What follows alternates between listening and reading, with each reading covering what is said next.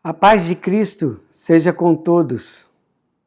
Cumprimento a cada um agora, nesse instante, com um beijo de irmão. Assim, iniciamos mais uma aula da nossa Escola Bíblica Betel. Um momento em que juntos, eu e você, olhamos para a Palavra de Deus e reservamos um tempo para refletir sobre o conselho de Deus. Ou seja, o que Deus tem para nós através das Escrituras Sagradas. O tema de hoje pode parecer um pouco estranho para você.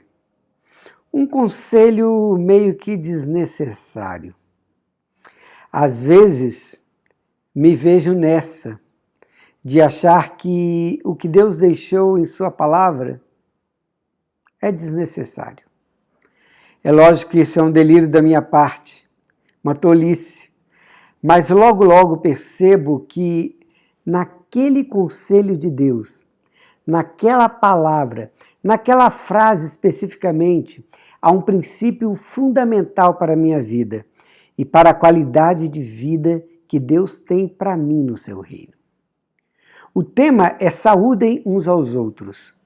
E o alvo que temos como propósito é que reconheçamos de forma externa e visível a união que temos em Cristo e que mutuamente compartilhamos pelo amor fraternal que temos uns com os outros.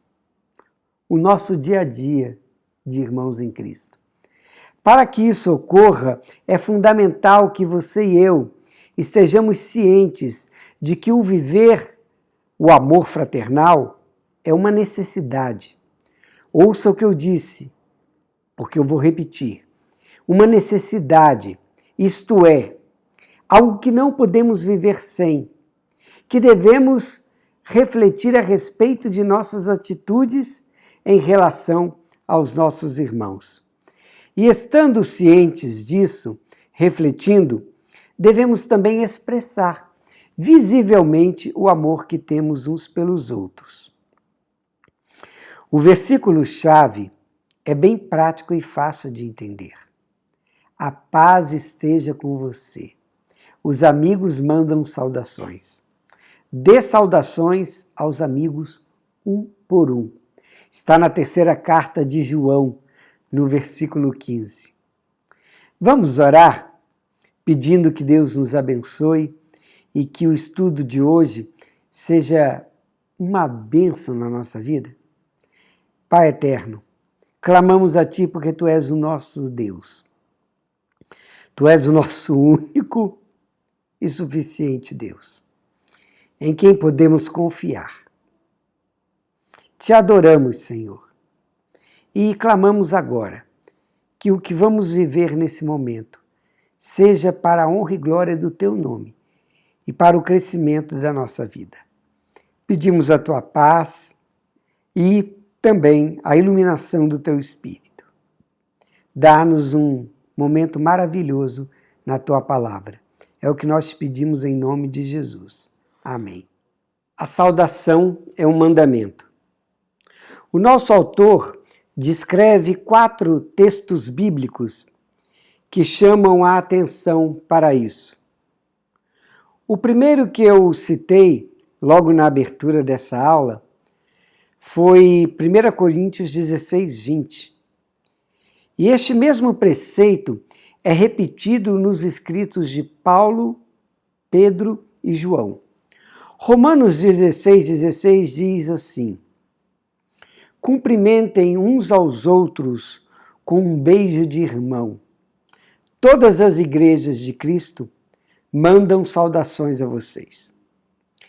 Já, segundo aos Coríntios 13, 12, nos diz: cumprimentem uns aos outros com um beijo de irmão. Todo o povo de Deus manda saudações.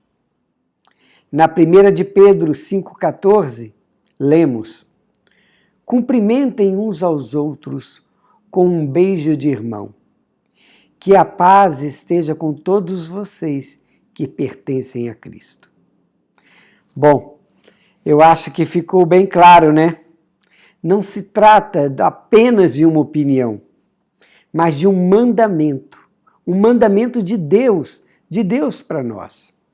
Basta nos cumpri-lo. E é justamente por isso que vamos agora empreender o nosso tempo em pensar sobre esse conselho, sobre esse conceito. Vamos pensar sobre a definição de saudação. A saudação, no texto bíblico e no contexto deste texto, é o reconhecimento externo e visível da vida dos crentes em união com Cristo. O modo como os cristãos faziam era através de um beijo, um sinal de intimidade, mas também uma expressão bem comum no contexto da igreja que chamamos de igreja primitiva, e até hoje em muitos países. Nós, brasileiros, somos conhecidos por ser um povo acolhedor, simpático e solidário. Todavia, aqui falamos de um símbolo muito maior e muito mais forte, que é a nossa união com Cristo, onde esses termos, acolhimento, simpatia e solidariedade, ultrapassam todos os limites do social. Porquanto o nosso exemplo maior, que é o nosso Deus, é o próprio amor. E Jesus, seu Filho, é o amor em pessoa, ou seja, o amor em forma de gente. O amor que expressamos através de um primeiro contato, de uma saudação, de um beijo ou de um caloroso abraço, é só um start, aquilo que dá início e visibilidade a conceitos e práticas muito mais importantes na vida do crente. Os costumes podem variar, queridos, mas o conceito não. A saudação, o primeiro contato de um cristão com o outro, revela só a ponta de um imenso iceberg de ações práticas de amor em nosso meio. Amor que começou em Deus, nos amando sem merecermos. Amor que extrapolou a cruz, que extrapolou a morte, que nos dá a vida eterna. É este amor que nós temos que viver entre nós, seja no símbolo e no start de um beijo e de um abraço, mas que, como conceito, é muito mais forte que este símbolo. Vamos continuar o nosso estudo nesse sentido. No ponto 3, nós vamos ver 4 diretrizes de saudações. Como vimos anteriormente, a diversidade de costumes é enorme em épocas e locais diferentes. O Novo Testamento nos ajuda a encontrar 4 diretrizes sobre como deve ser a saudação entre os irmãos. O primeiro ponto fala sobre saudações pessoais e individuais, a primeira diretriz. Sobre saudações pessoais e individuais, devemos entender como a mais importante de vivermos, porque é aquela que personaliza para cada um de nós esse mandamento. Isso quer dizer que Deus não mandou isso para que os simpáticos praticassem. Os simpáticos e os expressivos, por mais que eles tenham muito mais facilidade nisso, a saudação é para todos. Na terceira carta de João, versículo 15, isso fica evidente. A paz esteja com você. Os seus amigos mandam saudações. dê saudações pessoalmente a cada um dos nossos amigos. Dê saudações pessoalmente a nossos amigos. Observe bem, não é aos seus amigos. Os seus amigos mandam saudações, mas nós devemos saudar todo aquele que pertence ao nosso ciclo comunitário. Não é saudar quem eu gosto ou quem eu conheço, mas a todos que são filhos de Deus, assim como eu. Os apóstolos que temos citado aqui, Pedro, Paulo e João, criam que o amor cristão devia ser expresso de maneira pessoal e individual, sempre que possível. Esse ponto nos é marcante hoje, principalmente porque estamos privados dessa demonstração de afeto por causa da pandemia gerada pelo coronavírus. E isso nos impede, nesse momento, de expressarmos amor com beijos e abraços. Vivi esse dilema logo no início do mês de março, lá no início da pandemia, quando fui sepultar um amigo, um irmão, e não podíamos dar sequer um abraço de conforto. À época, expressei-me nas redes sociais o quanto era difícil viver a tristeza sem um abraço. E realmente é doloroso. Temos experimentado isso nos 3 últimos meses. E, assim como eu, você também sente essa dor. E eu clamo a Deus agora por você, que está aí do outro lado dessa tela, que sente carência agora de um abraço e de um beijo caloroso de irmão. Que você, nesse instante, sinta o aconchego do Espírito Santo de Deus. É isso que eu quero compartilhar com você agora. Um abraço caloroso de irmão. Sinta-se abraçado, meu querido. Como segunda diretriz para as nossas saudações, lemos em 1 Coríntios 1, de 1 a 3, o seguinte: Eu, Paulo, que fui chamado pela vontade de Deus para ser apóstolo de Cristo Jesus, escrevo, junto com o irmão Sóstenes, esta carta à Igreja de Deus que está na cidade de Corinto. Escrevo a todos os que, pela sua união com Cristo Jesus, foram chamados para pertencerem ao povo de Deus. Esta carta é também para aqueles que em todos os lugares adoram o nosso Senhor Jesus Cristo, Senhor deles e nosso. Que a graça e a paz de Deus, o nosso Pai, e do Senhor Jesus Cristo estejam com todos vocês. Aqui podemos perceber o caráter imparcial e generalizado da saudação. Mas, de acordo com Hebreus 13, 24, onde lemos saudações a todos os líderes da igreja daí e a todo o povo de Deus, os irmãos da Itália também mandam saudações a vocês. Aprendemos sobre a importância de que não somos impedidos de salientar na nossa saudação, na saudação aos nossos irmãos, a nossa gratidão por feitos graciosos dos nossos irmãos para conosco.